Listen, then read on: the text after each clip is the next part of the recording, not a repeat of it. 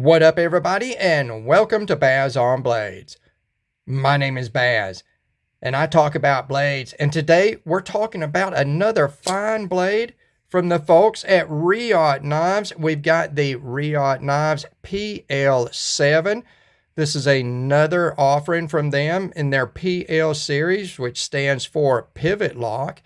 This is the second PL series knife that I've reviewed from Reate Knives. The first being the PL-XF drop point. Very much enjoyed this knife. It is a fine piece of cutlery, and the PL-7 is no different, which I would not expect anything different from Reate Knives.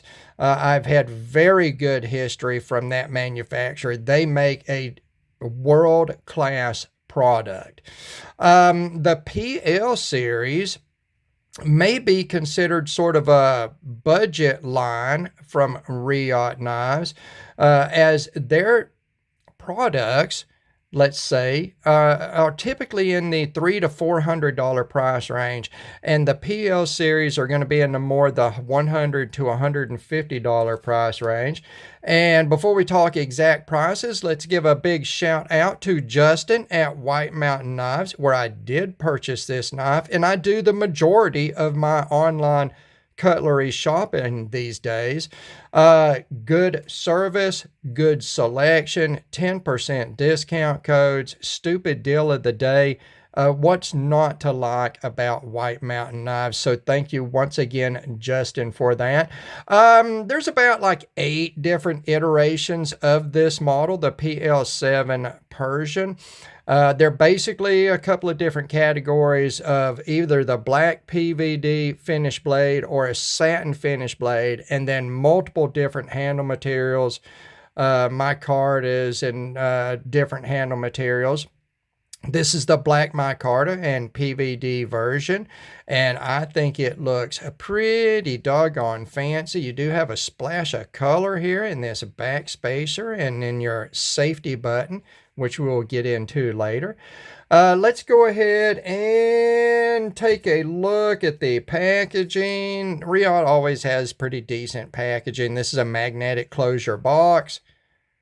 Here is the information on that model. Pause and read if you want. Inside the box, you're going to find an identification card for this knife. There's a Reate sticker in there. You've got your microfiber cleaning cloth, which comes with every knife made now, apparently.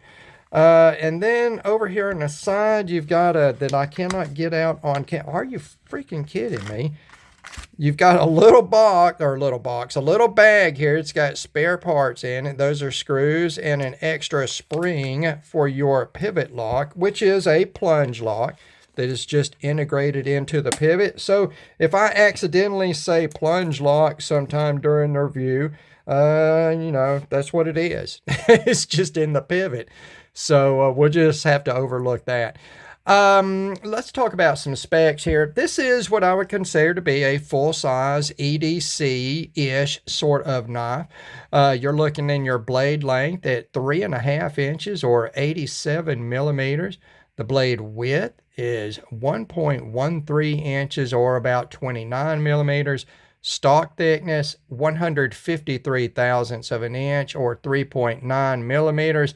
Behind the edge thickness, 15 thousandths of an inch, and that is 0.38 millimeters. So a nice slicey behind the edge thickness, even though it is a nearly 4 millimeter blade stock thickness. Handle length is 4 5/8 of an inch or 11.5 centimeters. The widest part up here at the pivot is 1.42 inches or 36 millimeters. That does include the flipper tab. Thickness on the handle, 609 thousandths of an inch or 15.48 millimeters. And I know that sounds a little thick, but it is absolutely the perfect ratio of handle thickness to handle width for this shape of handle. Overall length, 8 1/8 of an inch or 20.5 centimeters. Your blade to handle ratio, very good at 0.75. And your weight, It's pretty decent, the weight. 4.41 ounces or 125 grams. Let's get into materials. In your blade steel, you're looking at Nitro V. I like Nitro V. It has come on in the last couple of 2 or 3 years out of New Jersey Steel Baron. It was developed as a mid-grade stainless steel with good edge retention and extended toughness. I have talked to a couple of custom knife makers online, and they cannot say enough about the toughness of Nitro V. They very much love that steel, and it's not too expensive.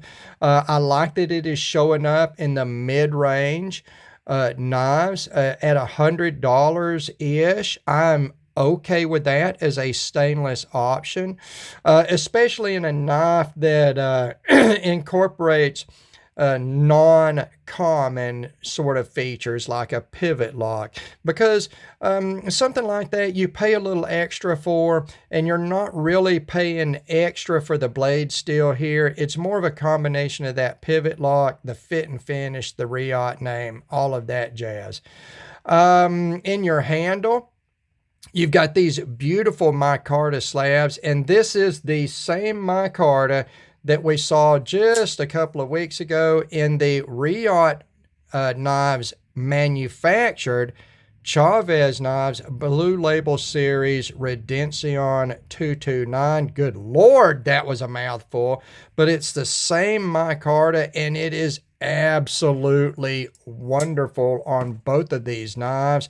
I would like to have some of this micarta for my shop. I got to tell you, it's some of the best feeling micarta I have felt in a long time. That is over stainless liners. They are partial liners. They are nested liners. So that liner is not the full width of the handle scale. It is like a half width of that handle scale. I don't know if you can see that in there or not. I don't have a flashlight out. I always forget a flashlight. But they're full liners as far as the length of the handle. They're not full as far as the width of the handle. And that's going to help in weight with your lock being a pivot lock. You don't need these full liners. A lot of times that full liner is because it's a liner lock, typically. Okay. You do have some perforations here. I guess that's a little bit of weight relief along with it being a partial liner. These are really thick slabs of micarta. It is a beautiful, beautiful handle. The way this handle comes together, we'll talk about more of it in fit and finish, but it's just a wonderfully made handle, and the materials are spot on. Stainless small parts for your screws and whatnot, T8 screws. I believe, now I know for a fact that the stamped pocket clip deep carry is titanium. This back spacer, I believe, is titanium as well. I think it is not magnetic. I have not disassembled this knife. I have not checked that, but I believe it is, and I believe that your safety switch is also titanium, although either one of them could be aluminum as well. I don't know that for sure, and I did look. This knife is not even featured on the Reate website, so I couldn't get any detailed information, and of course, all the different online retailers just have the basic information: blade steel, handle material, dimensions, whatever. They don't tell you exactly what these two components are. So I'm not sure. Don't quote me that it's titanium. Maybe that's wishful thinking. It is anodized blue. Take it for what it is, okay? Take it for what it is. I think material-wise at this price point, we're pretty okay. So we're going to talk about fit and finish. And I typically start out on the blade. but I want to start out on the handle. I'm going to spend the most time on this handle, and we're going to get up nice and close here, and we are going to look at all the detailed machining on this handle. The micarta is absolutely wonderful. It is absolutely wonderful as a material, the quality of the material, but the machining is so good. There is so much going on here. It is fully three-dimensionally machined. You've got these giant chamfers going around the edge, not only making it comfortable, but giving it a ton of character. I like that they do the raised boss around the pivot, and that's on the front, and that sort of protects that pivot button and keeps you from accidentally pressing it under use. But on the back as well, you've got this raised section, and that, in addition to the, what did I say it was, the handle thickness, 609 thousandths on the handle thickness, that gives you the width and the depth to accommodate this plunge lock that is integrated into the pivot as a pivot lock. Since you lock and unlock by pressing this down, you have to have room for that lock mechanism to clear whatever it uses at the base, to clear out of the blade to lock and unlock the blade. So that's why you get a little bit of extra thickness. That's why you get these raised machine sections on that. But let's take a look here around this sort of lightning detail hole right here. Again, it got a beautiful chamfer going around it. You've got this ball milling that comes across the handle as sort of an angle. That is just beautiful, beautiful work. We'll get up here like super duper close. Let's get up here super duper close. And we're filming this in 52K. That is new technology. It will not be available to the general public for another 112 years. But Baz on Blades has got it already. Just beautiful, beautiful machining work here. I love the way this design has come together. And it could not come together without this super clean machining. That is just, it's stupidly good. It is stupidly good, guys. Up here on the blade, as far as the fit and finish goes, you've got a beautiful high flat grind. Again, nearly 4 millimeter blade stock thickness, but only 15 thousandths behind the edge. That edge bevel, the secondary bevel there, is very tight, very well done. You can see the light reflect off of that edge. It is not like a fully polished edge, but it is, it's probably been stropped. I don't think it's been buffed. Buffing usually will leave some marking up on the finish, the PVD finish in this. I don't think it's been buffed, but it has been stropped some way. That is a little finer edge finish than just coming off of your abrasive. So very beautiful there. Of course, the grinds are very symmetrical side to side. Beautiful swedge up here integrated into this blade grind. We've got a nice section of jimping that this is going to be the only ding that I give this knife. This section of jimping should be twice as long, extending forward. It is placed well. Okay, it is very well placed. It is very natural. The jimping is not way back. If the jimping is way back, look at this, how I have to open my grip to get back to it. It is not like that. It is nice forward, perfect relationship to this forward finger choil here for your forward grip. I just wish that the jimping, even though it's good, I wish it was twice as long a section. I'm not going to ding it for having good jimping, but I do wish that the section of jimping was twice as long, extending forward along the spine of the blade. Fit and finish wise, zero issues on this knife. I mean, zero issues on this knife. You've got some great jimping here on the flipper tab. It's fantastic, and it needs to be. As we move into action here, I'm going to tell you a little bit about the flipper action of this knife, and it's absolutely the best flipper action I've ever seen on a plunge lock or a pivot lock, which is a plunge lock just integrated into the pivot. On that type of lock, it absolutely has the best detent feel I've ever felt.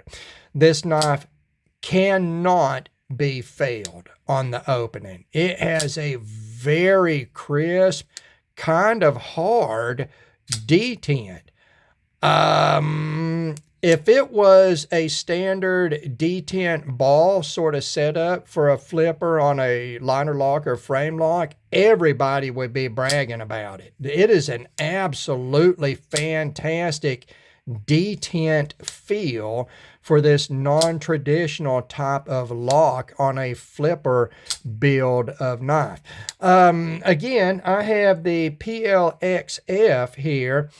The first knife I got from Reate in the PL series, and it feels like a plunge lock or a pivot lock, the detent.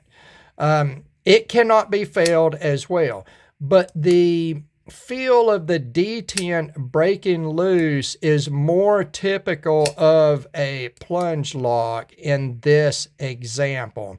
It has a sort of a big sort of round type of break, and it is mechanically fine. It's mechanically fine. Like I say, you cannot fail this knife, but it is not as pleasing. You don't get the dynamic breakaway that this PL-7, at least in my example, has. Just like the micarta on this knife, I cannot say enough about the action of this knife. And of course, you know, it's totally loosey-goosey on that big old set of bearings. You can see down here, you see how close to the edge of the blade tang that bearing race comes. It's a big diameter bearing race to accommodate this lock system. It's just totally loosey-goosey as far as that goes, and this pivot has been tightened up. Again, I cannot take a knife like this and hand it to a non-knife enthusiast with the pivot as loose as it was. And when I say loose, I don't mean the pivot was loose and there was any movement in the lockup or anything. It has always been bank vault tight. I mean, in as far as the clamping force on that pivot and the resistance that it causes with the bearings, I cannot hand a knife that is just instantly drop shut, no resistance, with a 4mm blade stock. There's enough blade weight there to where if you let that go and it falls across the back of your fingers, it's going to cut you.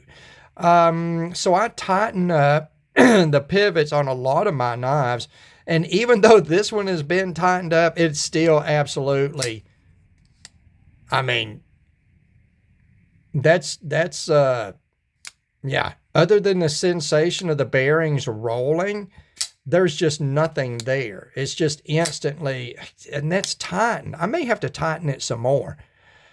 I just don't know. I hate to tighten on a pivot to tighten it up when it's so good out of the box. But that's just free fall drop shut. It's guillotine drop shut.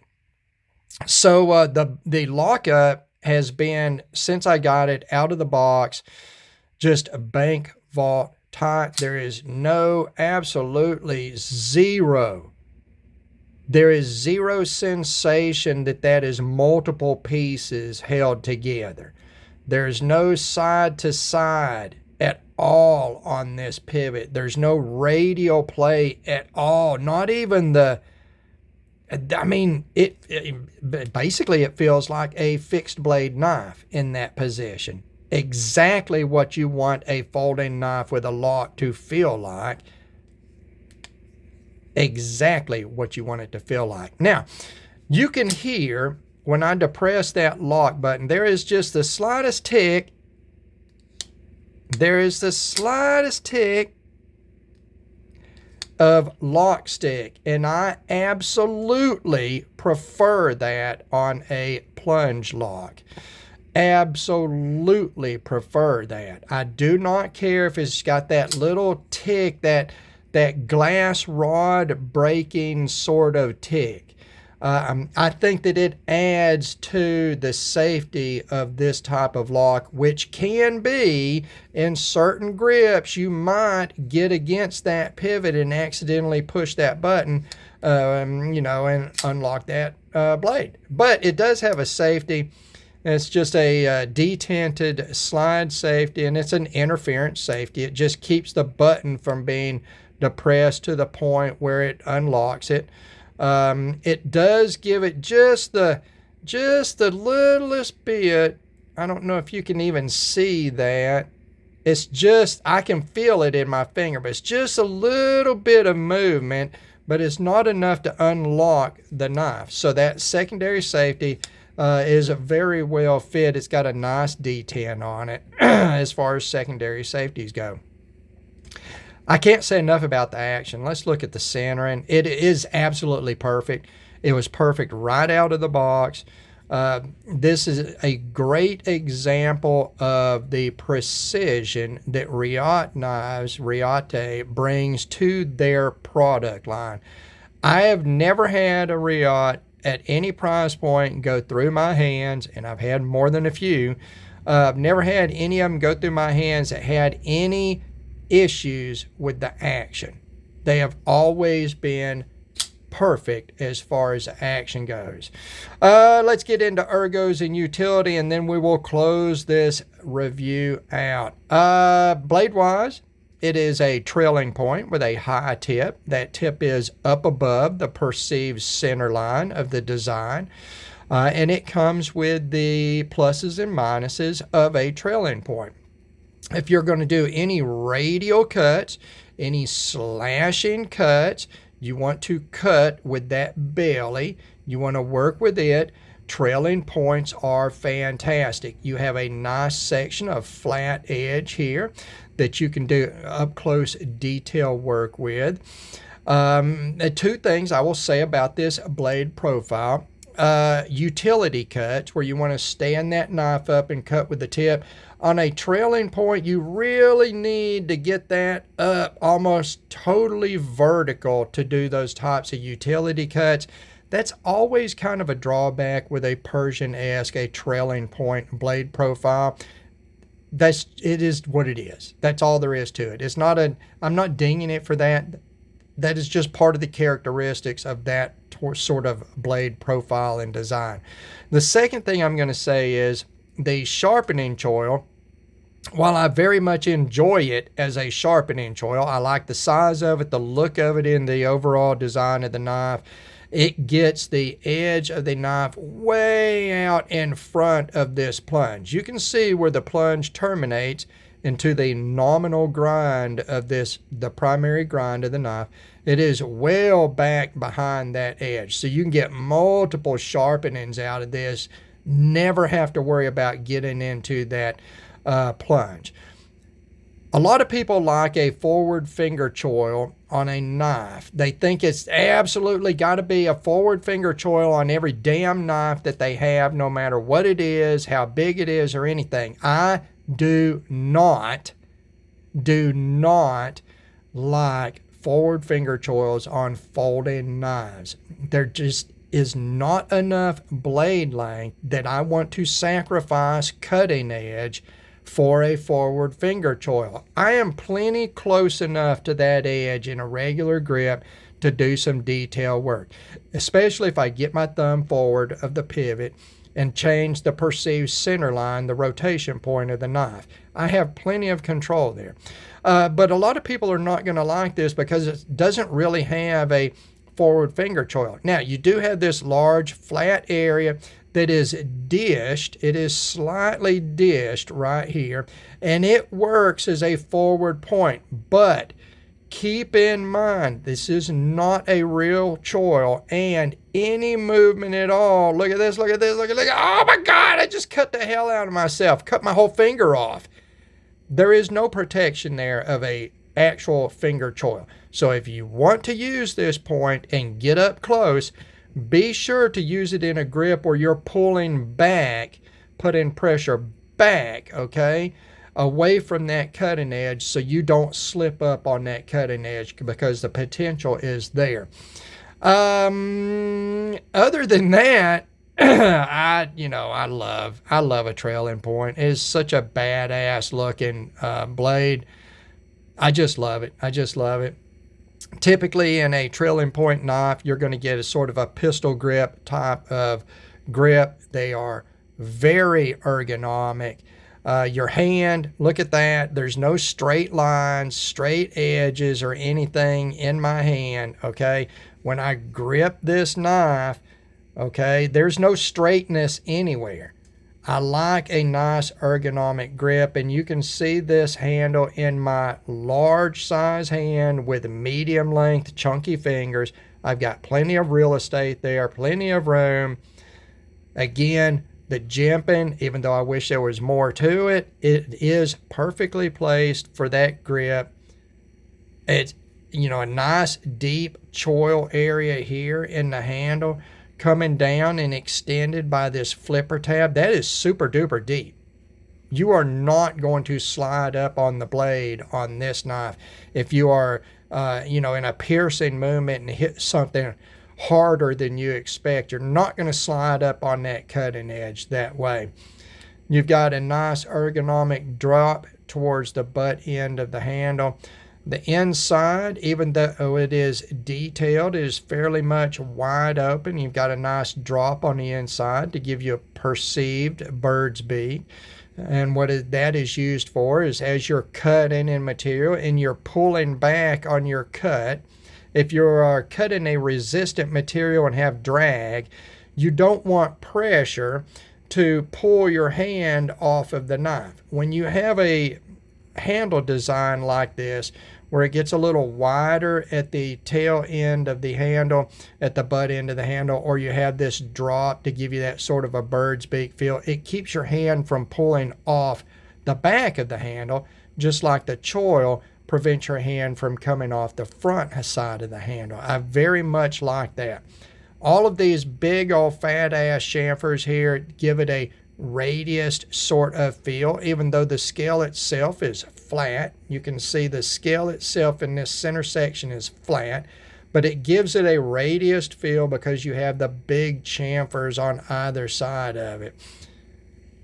It's everything about this knife is so well conceived. The design is just really, really good. And at 609 thousandths of an inch thickness on this handle, you might think that's thick, but it is absolutely right. It is absolutely right. If you have a medium size hand, a large size hand, an extra large size hand, this is just going to feel really, really good in your hand.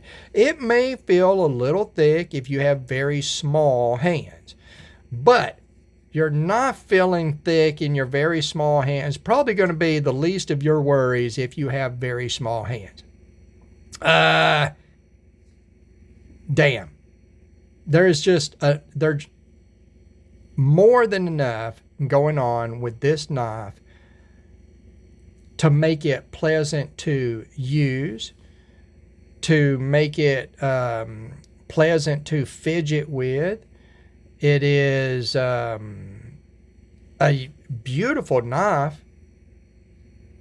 The design is balanced. It's a very pleasing design in use and just aesthetically as well. Everything just comes together on this knife. Deep carry pocket clip. This integrated back spacer. I love this. I love this look. You've got this angle cut at the fore end here to accommodate the flipper tab sticking through. Very narrow separation section on these big, thick micarta scales. And then a reverse of that angle to sort of integrate that back spacer in. It's just wonderful, wonderful designing on this knife. Mechanically, it's just perfect. Absolutely the best detent feel I've ever felt on a plunge lock or pivot lock type knife. The Reate Knives PL-7. I'm going to recommend it. At $123 after discount at White Mountain Knives. If you want to add a pivot lock example to your collection, the Reate Knives PL series, I've been very pleased with it so far. I am very pleased with the PL-7, and I will be recommending this one. If it hits all the points that you like and the price is right for you, I think that it's a great buy. As always, thank you very much for taking the time to watch one of my videos. God bless all of you, and we will talk to you again.